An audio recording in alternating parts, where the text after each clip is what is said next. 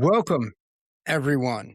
Welcome to another, what I hope to be enlightening discussion here on the Cyber Mettle Podcast. As always, Omar Sangurima. I'm joined by the partner in podcast crime, Alyson Laderman. I plead the fifth to any crimes that have been committed on the podcast. Allegedly. No, welcome. Glad to be here. And I'll give our usual disclaimer that though I'm a lawyer and Omar is a cybersecurity expert, we are not your lawyer or cybersecurity expert for the purpose of the podcast. But all that being said, we're here to share with you our wisdom, knowledge, life experiences, and everything in between so that you can take that information and maybe not make the same mistakes or at least learn from them maybe quicker than we did. Either way, we're excited to have a guest with us today. And with us, we have Pete Strouse. Welcome, Pete. Thanks for having me. So tell us a little bit about your background and experience so that the audience has an understanding as to why you're joining us today. Absolutely. Yeah. So these days I'm going by the GRC Recruiter, run a recruiting firm called InfoSec Connect. I've been recruiting in GRC and InfoSec now for about 12 years. Got my start at an audit firm.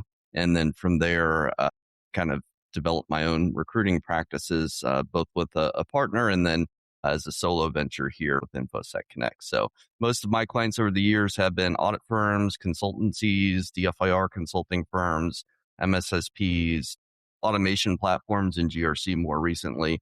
Since that's where all the venture capital money's headed, that's where I'm spending my time. So I was curious who was using a lot of the GRC services and how that kind of broke out. So I guess that answers part of that question. Are you finding more of that, though, where people that are creating these platforms are looking for GRC experts to work through the systems, or what exactly are they looking for? Yeah, there for a while, a lot of the market leading platforms, sock in the box platforms, whatever you want to call them, I'd long thought that they were making a mistake by not hiring as many GRC experts as maybe they should have in building a GRC product. But now that's actually changing a little bit, and they are hiring more actual GRC practitioners, which is good to see. But yeah, it seems like increasingly the industry is moving towards productizing GRC and eliminating humans wherever possible. I think at our collective peril, but certainly all for efficiency. There's trade-offs though. So you know what? Let's go into that a little bit more. As you say, at their peril, because that is a conversation that comes up quite often is AI, right? Are the tools going to take my job? From what you're seeing, where does that land in that GRC space? Is there room for humans and the tools at the same time? I think there is room for both, but the problem is the way I look at it is I call it like a task economy, essentially, where any rote or repetitive tasks are now being replaced by automation and AI. Now, those were the roles traditionally, or those tasks were traditionally performed by entry-level folks or junior people. And so if we're eliminating those tasks, then companies say, well, what do I need a junior person for? I'll just give my senior person some automation and they can get more done without needing to hire an additional person. So I think that's the way the industry is headed, unfortunately. So I think in probably 5-10 years, we're going to see a big pendulum swing back where companies are realizing, oh, there's not enough senior people because we didn't train them 5 years ago. So that's where we're at right now. Nose. And Pete, that's why you're here today.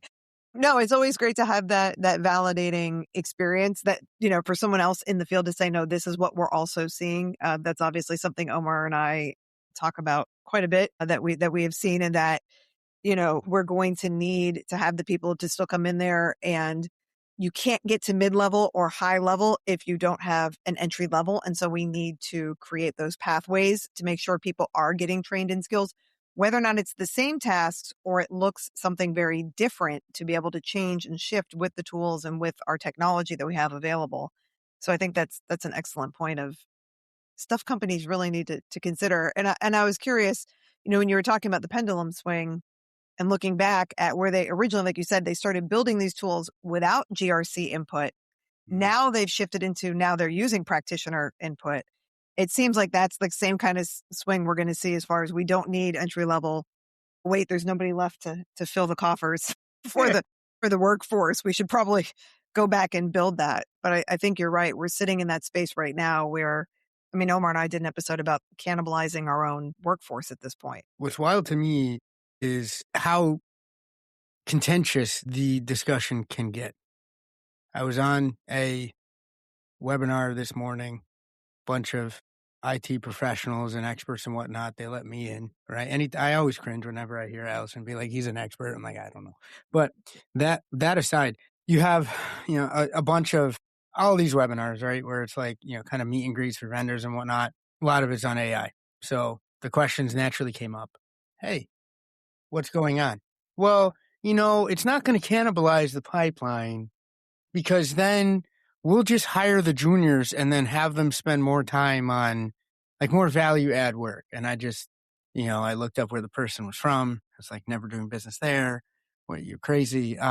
But then at least I was heartened by the fact that like then 6 other people in chat, and these are usually much more cordial, right? Nobody starts really like getting into this is kind of a formalized work thing. But folks are like, how do you figure? Right. And it's just, for me, I was, and then I thought of, hey, listen, I wanted to pose this to Pete. It's got to be affecting like your strategies in your, on your end of things. No, or is it not? And I'm just, I'm mistaken. Like, how is it really affecting kind of how you're playing in the space? I mean, I've always kind of just been recruiting the same way. Essentially, in my experience, 99% of hiring is just, we want to hire somebody who's done the exact same job at a direct competitor yesterday. That's the default. I think it's a giant exercise in risk aversion, essentially. You want somebody that's a proven entity and quantity, and you're not taking any risks in hiring somebody, especially in a crowded market. That becomes even more pronounced, I think. There's a sense that, hey, we can be as picky as we want from the hiring side because we're getting 500 or 1,000 applicants per role. I've never really posted jobs as long as I've been in InfoSec. I'm very much outbound. I do sourcing, as we call it in recruiting, which is going out and finding people on LinkedIn and elsewhere. And I think that solves a lot of hiring issues. But yeah, it's the same way. It was like everybody always wants to hire senior individual contributors. I think that's become more pronounced in the last, couple of years, especially. Not as much hiring at the executive level, not as much hiring at the entry level. I mean, it was always kind of a bell curve, right, in terms of experience. But now I would say it's almost more like a sharp peak, where it's all individual contributors, but that are experienced and that don't need to be trained. And that's, what we're coming up against even more so nowadays. What's the minimum year of experience that you're seeing that's required for the positions that you're helping fill?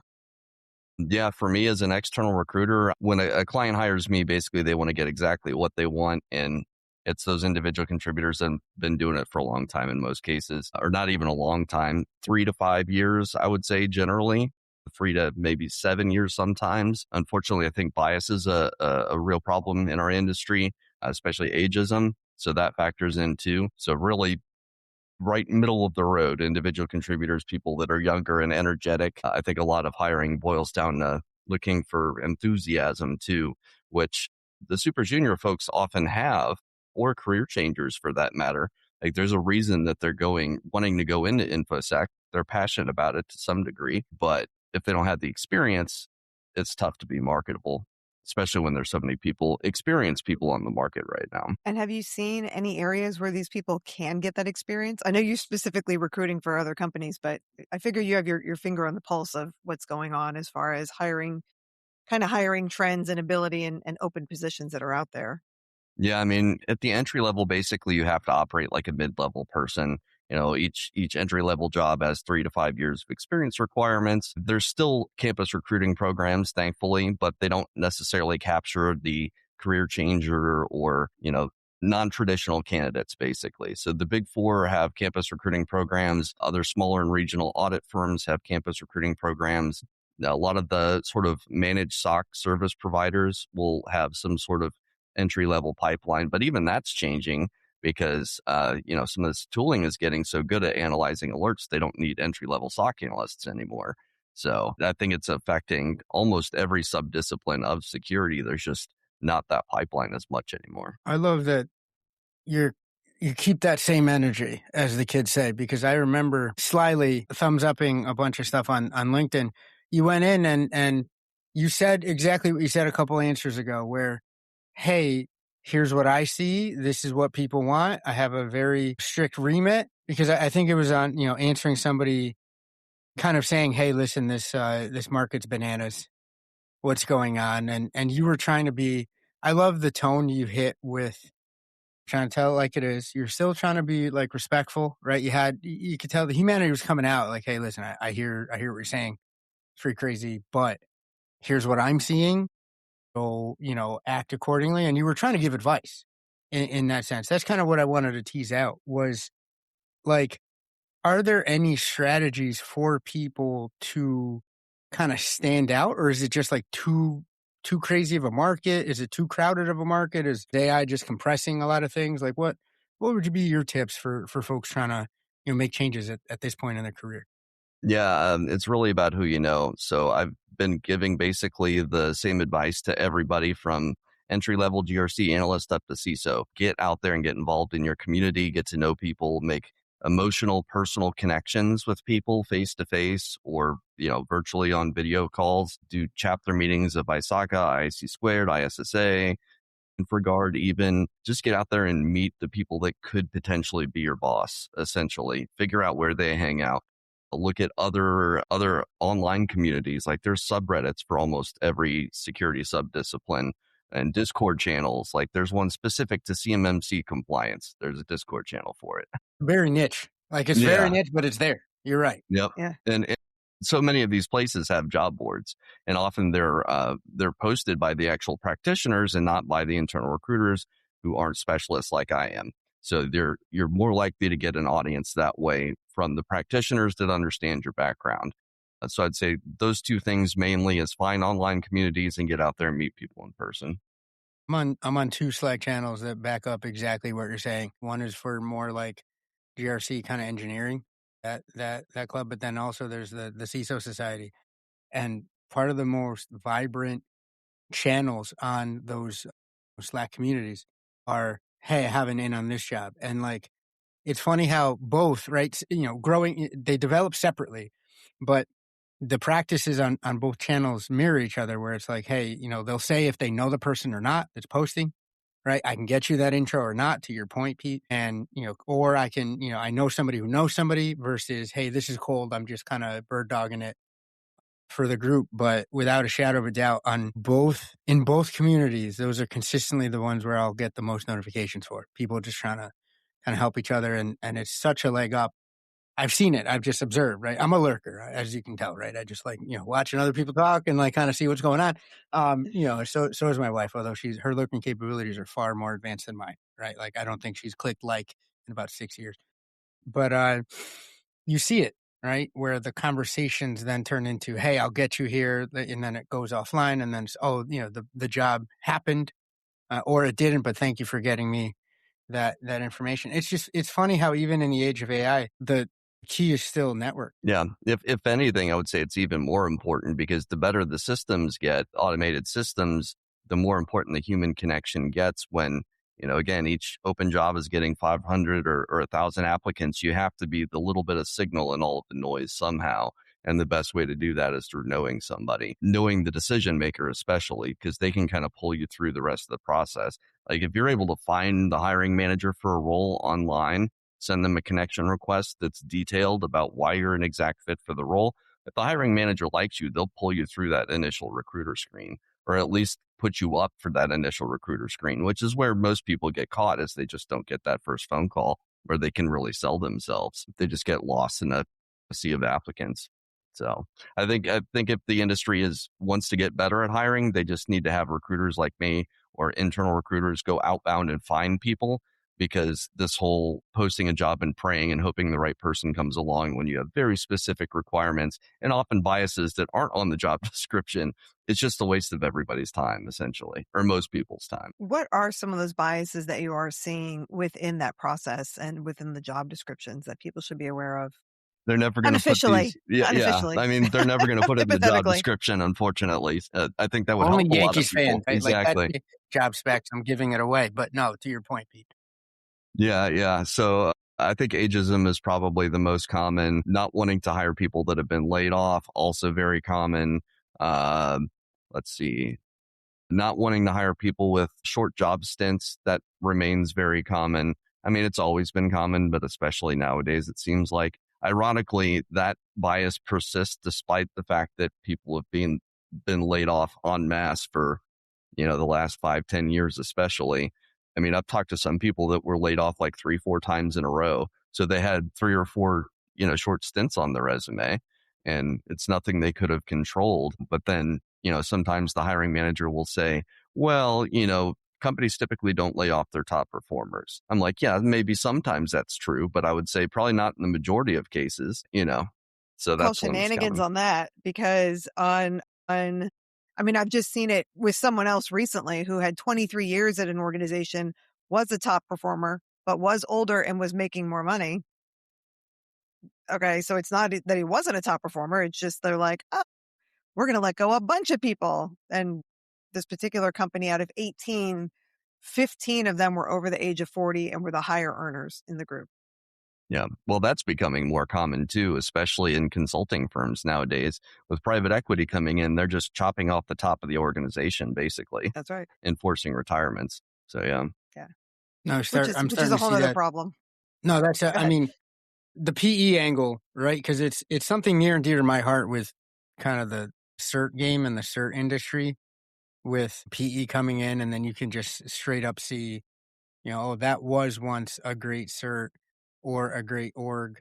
Now, wait a second, right? They're charging you for pencils, it seems, or it's and again, it's for an not online exam. Listen, I just, I don't want to name names, and I also don't want to jam Pete up and make it like a let's just kind of rag on PE firms, but it's both good and bad in my opinion, just because it's cool to see what once was a niche industry, in my opinion, a while ago, where there's the select few and the weirdos that would say, hey, I'll step up for cyber, and then now it's definitely, you see big deals closing, right? The one that comes to mind, I think, most recently for me, just top of mind, was Wiz, right? I think like a year ago, or a year and change ago, and I think more consolidations occurring. Does that compress the market even further, in your opinion, Pete? Or is there like a different kind of set of tactics that you have to say? Because you mentioned, hey, that's where the money is, so that's where I'm going. Like, is it just kind of the same tactics you're using as a recruiter? Hey, I'm excellent, I can take my tent anywhere, or is it a different game? Yeah, well, I think there is some compression happening. I mean, anytime you have an acquisition, there's going to be redundancies, and those are the folks that are laid off, in the merger or acquisition, especially seeing that. Well, I think we're going to see that more in compliance automation in the next few years. There's going to be a lot of acquisitions and mergers, because there's only so much market share to go around. And a lot of these platforms are all competing for the same SMB, software companies as clients. So, and there's a new platform popping up every week, I think. So I think a lot of them are actually, that's their plan, is just to chip away at some market share and then get bought by one of the larger platforms. But yeah, I mean, my strategy hasn't really changed. Like, at the end of the day, people want the attractive jobs with the attractive companies, and you just have to understand what their motivators might be and address those motivators very quickly in outbound messaging, essentially, and concisely. People have very short attention spans nowadays, so you have to capture their attention quickly. And I think that goes for job seekers too. Attention is everything, basically, in this economy and this media landscape. Like, you want people's attention, whether you're a hiring manager or a candidate. That's what really matters. If you don't have somebody's attention, you're not going to get hired, or you're not going to, recruit somebody. So attention, is it then networking and brand building have just become like part of the package, would you say? Like, is it now just table stakes, right? If you're not, you're behind, or? Yeah, I would say so. If people don't know you and know why you're great, you're so far behind the eight ball when employers just have so many options right now. That's the real problem. It's a volume issue, and you have to cut through the noise somehow. And I think branding and knowing people are probably the best two ways to do that, for sure. I mean, the same could be said for hiring managers too. Granted, there's a lot of people on the market, but it seems like everybody wants to hire the same few people that are happily employed. And that's another bias, by the way, is, we don't want to hire anybody who's unemployed. We only want to hire people. We want to poach from direct competitors, basically. It is what it is. I like the real way you're describing it, right? You're not kind of tiptoeing around. You're really inside baseball, as it were, saying, hey, this is This is what I see every day. Maybe wish it wasn't so, but it, like you said, it is what it is. I wanted to maybe pivot a little bit. There was something we were talking about in the green room or, in the prep for the call. Transferable skills. I think of branding, I think of marketing, and I go, well, thankfully, in 3 lives ago, maybe 4, marketing was kind of my thing, right? It was one of those things. I went to school for it initially. And so when you're asking me about branding and marketing, not as foreign set of concepts, cool. I can bring that, it wasn't in cyber, but I'll bring that over and see what we can do. Are there any top 3, top 5, top 10, up to you, sets of transferable skills that you're seeing really pay off in the GRC space? Yeah, I mean, I think there's some perennial traits that every hiring manager basically looks for. I would say adaptability, especially in the age of AI. That's one of those things. You can demonstrate that in any number of ways, showing that you picked up a new skill or how often you pick up new skills, showing that you've adapted to a challenging situation when you had no control over it, that sort of thing. So I would say definitely adaptability. I think genuine interest in things in the field, that's important. Communication skills, which can be developed obviously in any number of professions or different ways. I think far too much hiring, like I said, boils down to just hiring somebody who's done the exact same job yesterday. However, I think hiring managers should be a little bit more open-minded when they look at transferable skills. I have a LinkedIn post coming out tomorrow morning actually talking about this, where I talked to a candidate. On paper, he wasn't the best fit. He was, he had a few years of GRC experience like they were looking for, but he wasn't working in an external audit firm or small SaaS startup that needs to do SOC 2, et cetera. Those are the 2 profiles of people that they wanted to hire.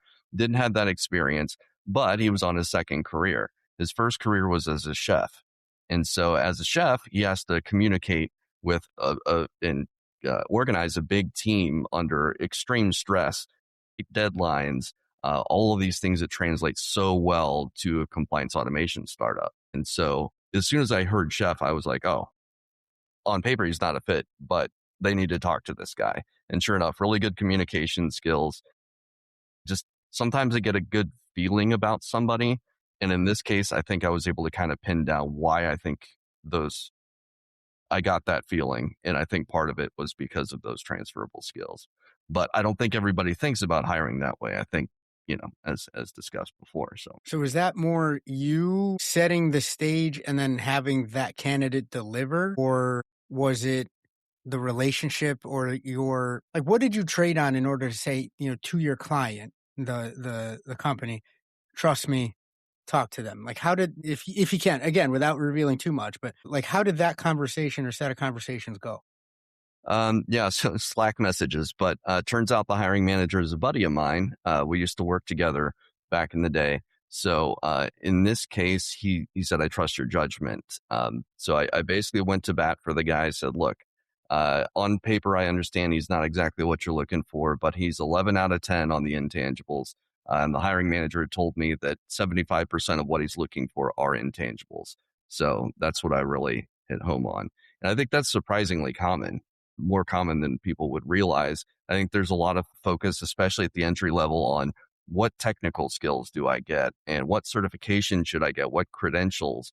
But it's like really what most hiring managers talk about on my podcast is the intangibles. Those are the things they really care about. But usually that's not what's on the job description. Or if it is, it's because it's just kind of a placeholder and it's something that people breeze over, But I think it's one of the key things when making good hires, and especially long-term hires versus short-term sort of transactional hires. So are there ways that people can showcase those intangibles a bit better on their resume so that it'll make it through the AI filters? Because that's the hard thing, right? It depends on how the filters are put into place when they're applying for jobs. But if you know that the hiring manager is saying we're looking for intangibles, but the job post doesn't match it, how do you get that to come across in a meaningful way if you're not using a recruiter to be able to get seen? Yeah, that's the challenging part, is because I don't think you really can put most intangibles on a resume in any way. They just have to come out when you're speaking to somebody. So getting to that first phone call basically is always the goal. It's like when I'm recruiting people, my first goal is an immediate goal is to get somebody on the phone so I can describe the role. Because I know once they hear about the role, they're going to be excited about it. It's just gaining their attention quickly enough to where they're willing to hop on a call, even if they are happily employed.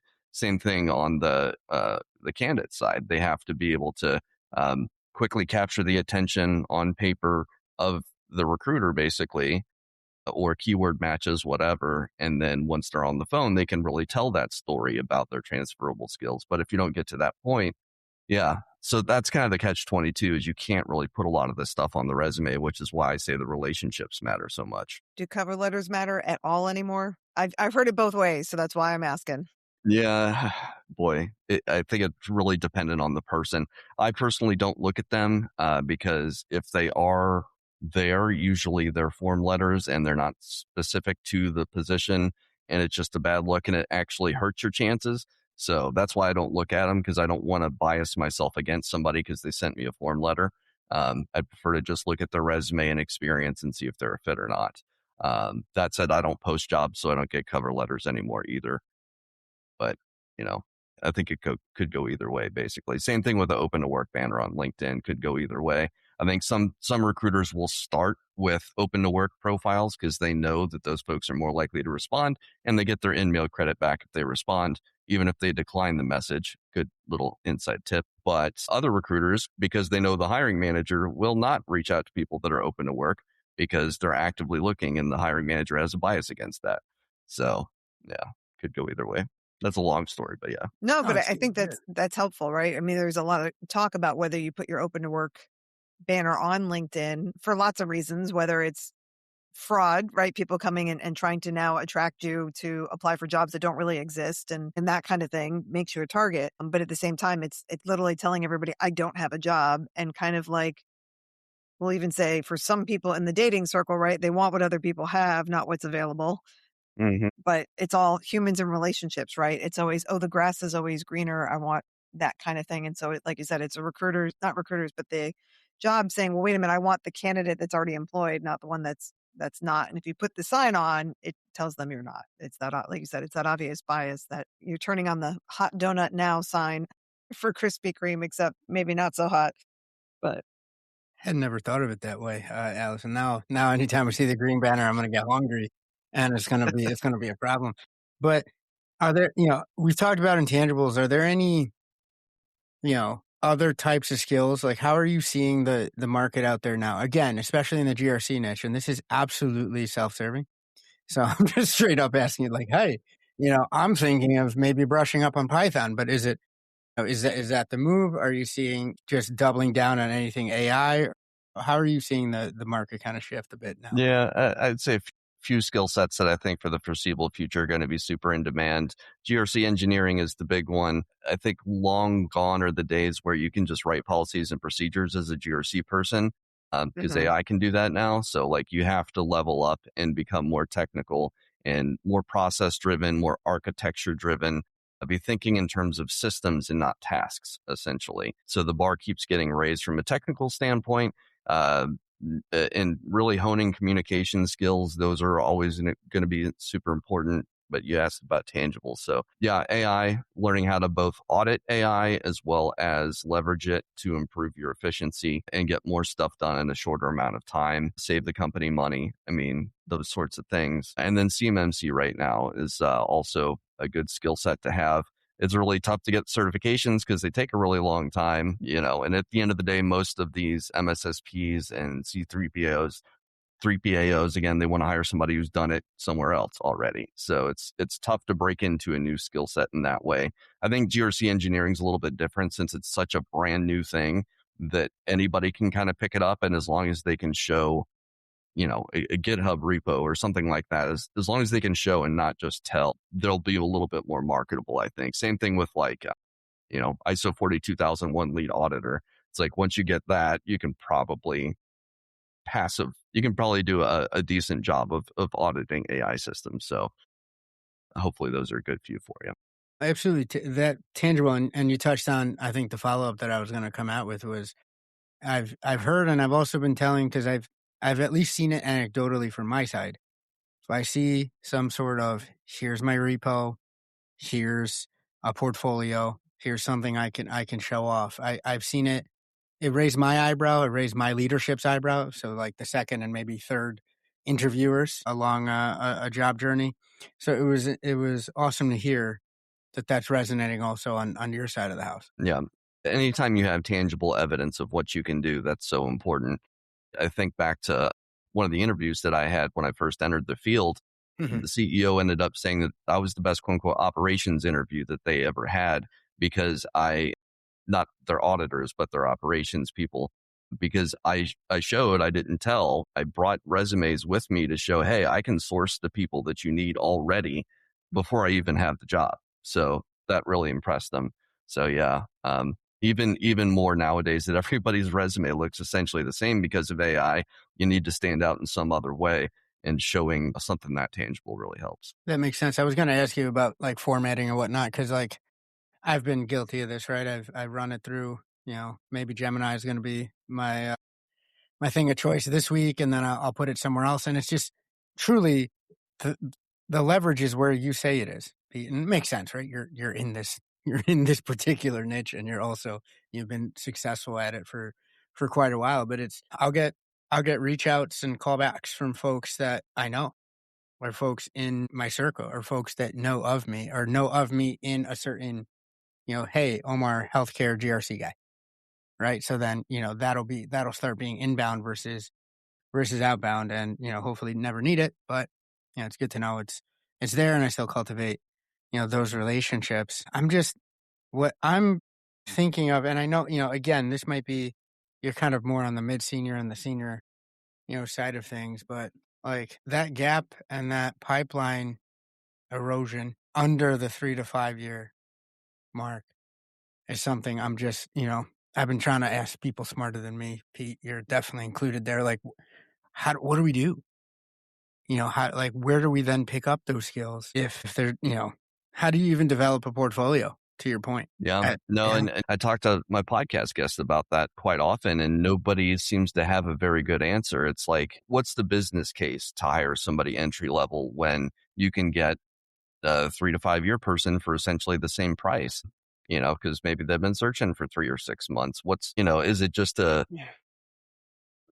basically charity where you're just doing it because you're a good person? That doesn't really sell to executives. So, or even saying, hey, we got to look forward to the next 5 or 10 years to build this training program or this internship program. That's tough when everybody lives quarter by quarter. So what's the solution? I don't know. I think you have to do either unpaid internships, give people access that way. I think every senior security person should have some sort of mentee. And there's so many different sections of the internet, again, where you can find a mentee. Every Discord channel I'm a part of has a mentor-mentee section. Absolutely. But as far as actually hiring people, that's square to circle or circle to square that I can't figure out myself, other than I think every consulting firm, especially every MSSP, anywhere where a company is going to get their money back, that person is going to be revenue generating for the company. They have zero reason not to hire more junior people because they're going to be their leaders of tomorrow. So maybe that's it, where every entry-level person in security moving forward is hired into one of these campus recruiting programs at one of these consultancies, and then they kind of disperse out to the rest of the industry. Maybe that's the move. That's the only real solution that I can see. I've seen a lack of risk taking, to your point, Pete, where why we may only get this one job rec for this year. So if it's between a 1 and a 2, you're sure as heck we're gonna go for a 2, and maybe even we can get somebody who's flirting with like a level 3. If the price is right, or we found them at the right time in their journey, like you said, they've been waiting for a minute, and they just want to get their foot back in the door. Has to be concerted effort at an organization, and it has to be part of, like you said, the culture or the ethos, where, hey, we want to homebrew or homegrow new talent, willing to go out there and get that. I know in some metro areas they're trying to do, where you're working with schools and whatnot, to potentially give them some apprenticeship time, but few and far between. are those programs. I love how you said, hey, if they're already going to be revenue generators, these big firms have no excuse. That's a good point. I hadn't thought of it that way. Yeah. Well, and I think then often the concern is, what happens if we spend all this time training people and they end up leaving in 6 months because now or 12 months because now they're way more marketable and there's no loyalty anymore. It's like, yeah, but that's a problem you can solve. Like if people are getting all of their needs met, they're not going to want to leave, even if it's like a slight salary bump. You just have to keep that in mind and motivate people properly. Everybody's got their own motivator. I mean, I spend the majority of my recruiter screens probably talking to people about their motivators because I think that's the single most important factor in making a long-term career match. It's not their skills. It's not their salary expectations. It's what gets them out of bed in the morning and what keeps them happy in a role. That's what you really need to unlock, I think, both as the hiring manager or the candidate. It's next level wisdom right there. That's the piece I'm probably doing a poor job of questioning to get there, Pete, but like that's the nugget right there because for someone in this field where like a lot of folks can come and go, but you've had longevity in this field. And it's also really refreshing for me, as a practitioner to go, no, Pete's been doubling down in this space for a minute, right? He's not a Johnny come lately. He's, he has processes, he has opinions and firm ways. And so there had to be, some of that secret sauce there, Pete. And I think that was some of it where, hey, because a lot of folks, even, maybe 2, 3, 4 years into the recruiting side of things, maybe don't quite say it that way. Hey, I want to match skills. I want to match vision. I want to match cultural fit. But no. What motivates this person? And are those needs going to be met? Man, you could take this to hiring managers, my friend. Or just like bosses in general. Like, I feel like this could be part of something where, hey, this is how you treat your people to get them to stay. Some hiring managers I know might need to hear that. Yeah. I mean, it's really not rocket science.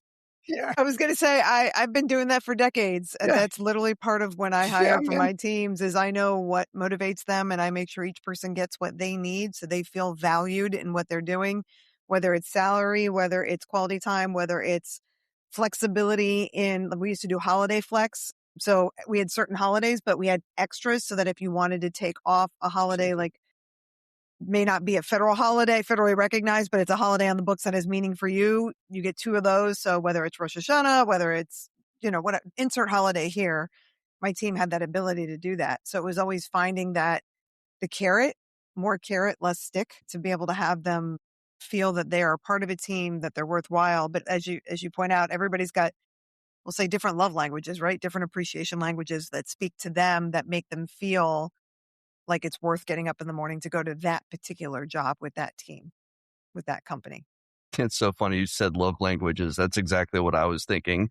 Professional love languages. It is. Yeah. It's funny. Like if we just think about it, I mean, work is a relationship.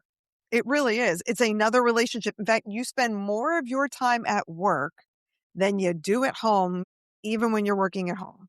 I literally see you all. I think I talk to Omar more than I talk to my husband, and he's in the office right next door to mine in the home office. And so it's just the nature of what we do and who we're with every day. And if you're going, all right, if I've got 24 waking hours and I'm sleeping 6 to 8 of them, but I'm driving X amount or whatever, or I'm working 8 to 12 to 14, depending on what your day looks like, or 16 in some people's cases, not pointing anybody out. But, where you're working those kinds of hours and those are the people you're with day in and day out, you need to feel that it matters, whether that's, I want to be compensated.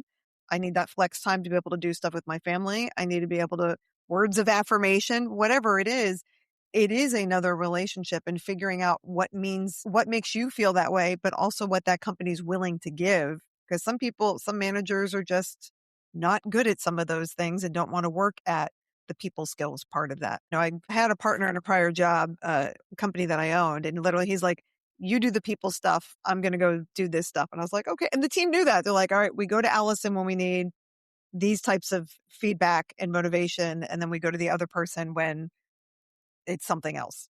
So they knew where they could get it from both of us, but he was at least very honest of, I don't do those things. So you need to go do them.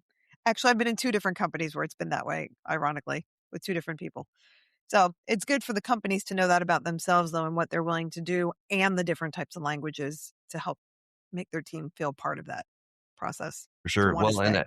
I think people would overestimate the number of people that are making a move for compensation. In fact, I'd say that's a minority motivator probably for the people I talk to. Usually if they're on the call with me, it's because they don't like their boss, or private equity came in and changed the culture of the company and slashed benefits, or they're being told to go back into the office when they've been working remote for the last 5 years, or the culture isn't what it used to be. A lot of these intangible things, and it's not usually the money, but if it is the money, that usually gives me a little bit of pause, because there's always somebody paying more. So I would say that the one role where that's really a good motivator is if you're in sales. If you're money motivated in sales, that's probably a good one to have. But yeah. True. Well, and the money motivator is such an easy one to fix, right? I mean, for the most part, it's either we're going to give you more money or we're going to go find someone cheaper. And then you go through the cycle over and over, creating more people with the shorter time frames so that we all get hit with the bias later on when we apply for other things. Yep. Well, and loyalty isn't what it is from either side anymore, from the candidate side or the employer side. And if people aren't getting pensions anymore, they have no real reason to stick around in a company that they dislike. That's So right. that's why I don't blame people for having a short-term stint or two. It's because there's no real reason, there's no incentive to stick around, unless it's just, hey, I don't want to look like a risky candidate, basically, which I've had to tell people before too. Like, look, man, you had 2 short-term jobs in a row. Maybe think about sticking it around a little bit longer in this next one, or you're going to look like you're developing a pattern. And that's really what people are looking out for, is patterns. And they have risk aversion, as I'd mentioned before. So that's kind of a tangent. Good tangent though. Like it's all giving, I think, insights into, because it's very easy from this side of the table, whether as a hiring manager or, if I put my, job seeker hat on and go, how does it look? Do I mean stick my head out the window? Oh no, I'm going to put my head back in. Thank you. Happy birthday. But to understand that there's humans on the other side of that too. I think folks can get caught up in, well, it's the AI and the AI is rejecting me, but like there's reasons why the AI is in use. It's not necessarily all the time up to sourcers or recruiters. Sometimes it's the tools that just to keep up with the way the business is. So Volume. the tangents are good, Pete. I wanted to, one thing that came up, that motivators piece, to go back to, because it just struck me. It really struck a chord with me. Did you develop that over time and understand, hey, this is more what is gonna make me successful, identifying this and matching people up there? Is that something you brought from another life where then you kind of knew? Is it something, hey, this is how I want people to understand me, so I'm going to pay it forward? How did you start developing a nose for that in particular? I think if I remember correctly, when I first got my first recruiting job, it was one of those things, motivation for making a move. We had like an acronym, and that was one of the letters of the acronym was motivation. So it was always a sort of a piece of my screening framework, I guess. But once I started my own firm and didn't operate at the same volume as I had previously, I started having more qualitative conversations.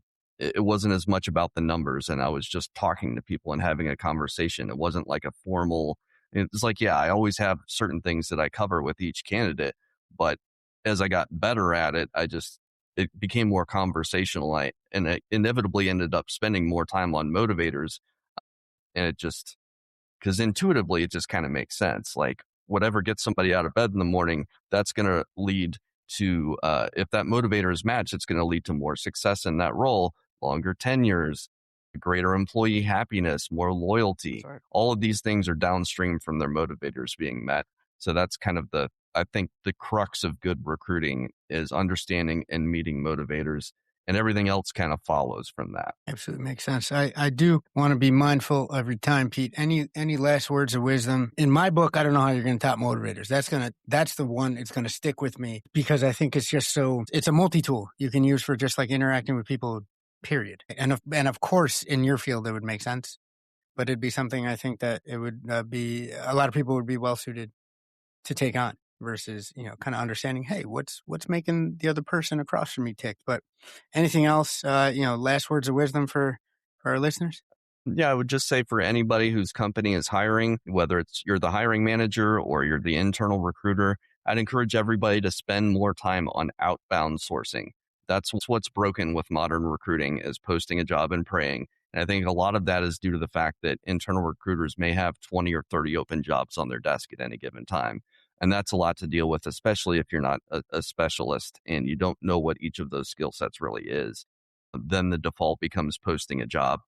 But I think we could save everybody a ton of time if we focus less on job postings and more on sourcing, in recruiter speak, I suppose. I love when folks come on and, there's no nonsense and it's in the trenches wisdom, and this is what I'm thinking versus equivocation, not wanting to say the wrong thing. It's anyone who follows you understands that, hey, this is well won wisdom. And it's not any, these are just trends and I'm going to blow with the wind. But Pete, it's always a pleasure to talk to you. We loved having you on, and, keep us posted about that post tomorrow. We'd love to amplify, because I think transferable skills, especially in the tech space, something that's overlooked in a lot of ways. So thank you. Thanks for taking the time with us. And as always to the listeners, until next time, keep it cyber metal. Take care. Thank you, guys. Thank you.